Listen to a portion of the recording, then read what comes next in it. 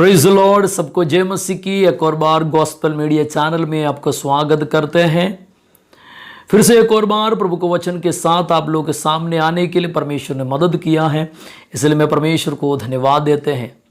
बीते दिनों में प्रभु के संगत में प्रार्थना करते समय परमेश्वर की आत्मा मेरे अंदर दिया हुए एक आयत में आपके बीच में पढ़ना चाहते हैं। उसके लिए पहले तीमुथियुस की पत्री उसका पहले अध्याय 5वीं आयत में आपके लिए पढ़ना चाहते हैं।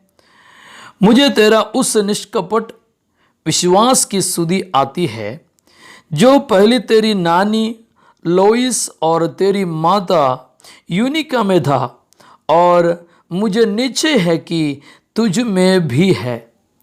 प्रेरित पौलुस अपने चेला या आत्मिक पुत्र कहलाने वाला तीमुथियुस के लिए जो पत्री लिखते वक्त खास बात उन्होंने मेंशन करते हैं।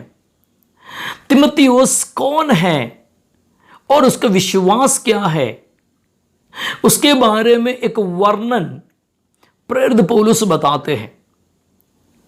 हम देख सकते हैं इन संसार में इन दिनों में कई माँ बाप रोते हुए चलते हैं। अपने बच्चों को बहुत प्यार से बढ़ाया और बहुत प्यार से उनको जो कुछ जरूरत है उसके लिए किया, लेकिन बड़ा होने के बाद उसके लिए रोता है। ऐसे काफी माँ बाप बीते दिनों में मेरे पास प्रार्थना के लिए विषय लेके आया। उस समय मैं प्रभु के संगति में प्रार्थना किया तो परमेश्वर की आत्मा इस आयत से मुझसे बात किया है। क्यों ऐसा बच्चे जो गलत संगतियों में गलत रिश्तों में फंस जाते हैं, उसका सबसे मेन कारण हम उसको जैसा चलना है वैसा नहीं चलाता है। इसकी वजह से है बच्चे माँ बाप के बात नहीं मानता और संसार का हर खुशी में हर बातों में चले जाते हैं। कई माँ बाप ऐसे भी बहाना बनाते हैं, बोलते हैं कि आजकल के परिस्थिति ऐसे हैं, पास्टर जी क्या कर सकते।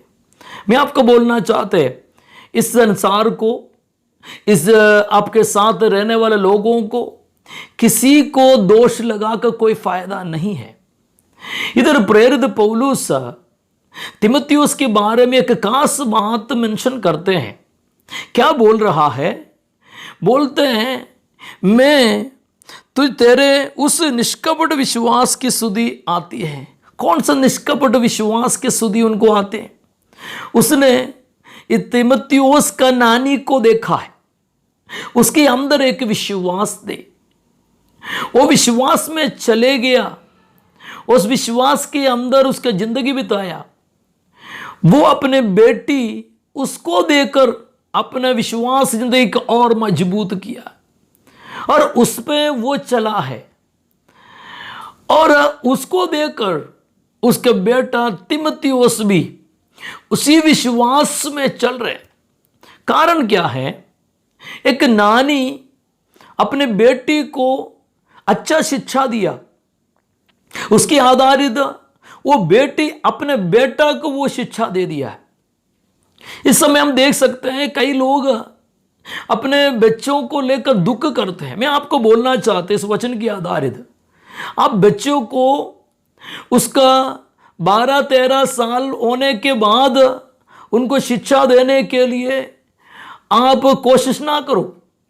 बचपन से जब वो बच्चा बालक बनते हैं, वो बातचीत करना शुरू होते हैं, उस समय से परमेश्वर के बारे में, पवित्र वचन के बारे में आप सिखाया करो। उसके द्वारा उसके जीवन में जो कुछ गलत जो बातें हैं वो दूर होएगा। परमेश्वर का भक्ति में वो आगे बढ़ेंगे। माँ बाप को प्रार्थना को देकर बच्चा बढ़ते हैं। यदि माँ प्रार्थना करते, बाप प्रार्थना करते हैं, उसको देकर बच्चा सीख जाते हैं। छोटे से लेकर आप उसको सिखाओ, तब बड़े होने के बाद वो सही चाल चलेंगे।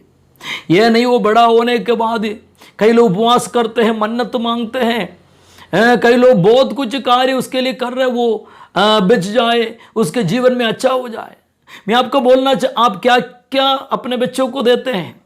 अच्छा पढ़ाई देते, अच्छा शिक्षा देते हैं, ट्यूशन देते हैं, और अच्छा कंप्यूटर सिखाते हैं, मोबाइल के नॉलेज देते हैं, आपको जो है वो सब कुछ आप उनको देते हैं, लेकिन आप एक कमी रखते हैं, परमेश्वर का वचन को आप सिखाना भूल जाते हैं। मैं आपको बोलना चाहते हैं, परमेश्वर का वचन को अपने बच्चों को सिखाओ और उसमें चलने के लिए बोलो, प्रार्थना सिखाओ, चर्च में ले आओ और संडे स्कूल में बच्चों को भेजो। उसके द्वारा बच्चे के अंदर परमेश्वर का डर और परमेश्वर का भक्ति में आगे बढ़ेंगे।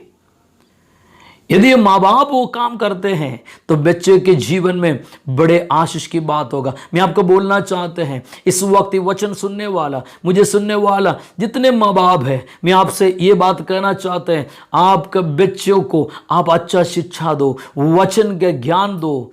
प्रेरित पौलुस तिमुथियुस के बारे में अच्छा कहा है, वैसे ही लोग आपके बच्चों के बारे में अच्छा कहे। हम नीति वचन के किताब में आते समय सुलेमान उसके बारे में क्या कहते हैं, नीति वचन के किताब उसके 22वें अध्याय का उसका 6वें आयत में इस प्रकार लिखा है, लड़के को उसी मार्ग को शिक्षा दे जिसमें उसको चलना चाहिए, और वो बुढ़ापे में भी उससे ना हटेगा।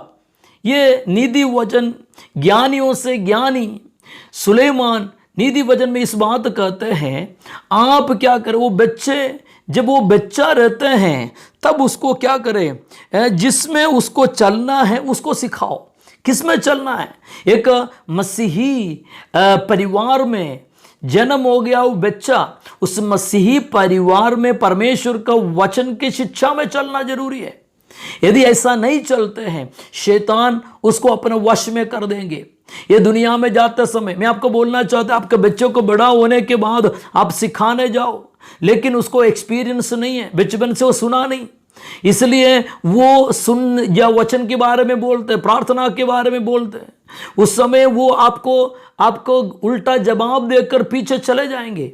उनको संसार की बातें बहुत कुछ मिल चुका है, इसलिए वो उसमें चले जाते। इसलिए मैं आपको बोलना चाहते, बचपन में आप बच्चों को अच्छा सिखाए, वो बूढ़ा होने वक्त तक वो नहीं भूलेगा। इसलिए मैं आपको बोलना चाहता, हर एक माँ बाप से मेरा रिक्वेस्ट है, मेरे प्रार्थना यही है, आप अपने बच्चों को वचन के अनुसार चलाए, और वचन उनको आगे ले जाएगा। प्रभु का वचन इस प्रकार लिखा है, इस वचन को जिसने उठाया है परमेश्वर उसको ऊंचा किया, जिस वचन के अनुसार जो चला है उसको परमेश्वर आशीष किया है, और उनके पीढ़ी को परमेश्वर ब्लस किया। ऐसे है तो इस वचन आपके जीवन में बड़े आशीष के कारण हो जाए।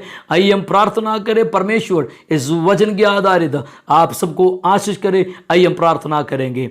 धन्यवाद परमेश्वर, प्रेमी परम पिता, हम तेरा धन्यवाद करते हैं इस वक्त जो वचन सुना गया है। प्रभु जी, हर एक व्यक्तियों के जीवन में तू कार्य करे। प्रभु जी, हमारे वचन में इस प्रकार लिखा है, जिस तेरे मुंह से जो निकला वचन जब तक वो काम नहीं करते तब तक वो वापस नहीं लौटाते हैं। प्रभु तेरे अनुग्रह हो, पवित्र आत्मा उनको गाइड करे, स्वर्गीय आशीषों से भर दे। जो लोग इस वचन को सुना है उनके पीढ़ियों को परमेश्वर तू आशीष करे। आदर महिमा हम तुझको देते हैं, यीशु नासरी के नाम में मांगते, सुनो और ग्रहण कर पिता।